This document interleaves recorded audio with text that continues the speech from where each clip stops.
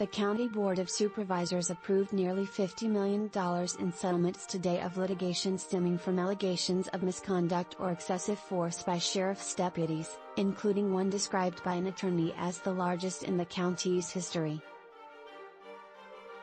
The board approved settlements in 5 cases, with the largest totaling $16.5 million for a man who was shot by a sheriff's deputy inside the bedroom of his family's home in Malibu in 2019, leaving him a paraplegic. Timothy Neal's attorney, Paul R. Kiesel, said his client is a graduate of Harvard University but has struggled with schizophrenia since being diagnosed in 2018. Kiesel said Neal, son of State Appellate Court Justice Richard Neal, was in the throes of paranoid schizophrenia when deputies forced their way into his bedroom. Kiesel said Neal was shot in the back while trying to run from deputies, and he will now require the use of a wheelchair for the rest of his life. Tim Neal's settlement with the County of Los Angeles Sheriff's Department needs to be a wake-up call for how law enforcement responds to mental health.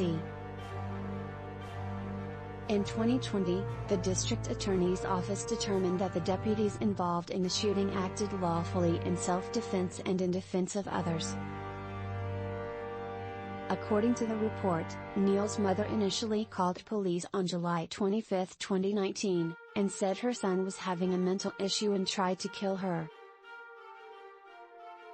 Responding deputies made contact with Neal for several hours, but he refused to exit his bedroom, and deputies left when his mother declined to pursue any prosecution of her son. She called deputies again the following morning asking if they could remove her son from the residence. Deputies forced their way into the bedroom, and found Neal holding 2 large kitchen knives, which he refused to drop despite orders from deputies, one of whom unsuccessfully deployed a taser, according to the district attorney's report. Neal then began to run toward the kitchen, moving closer to the deputies, 3 of whom opened fire. Neal was struck once in the upper back near his shoulder blade, according to the district attorney's report. In a statement released by Kiesel following Tuesday's county board vote, Neal said, "I hope this terrible event that has cost me the use of my lower body brings about long overdue changes in how law enforcement addresses mental health crises, not as a crime but as an illness.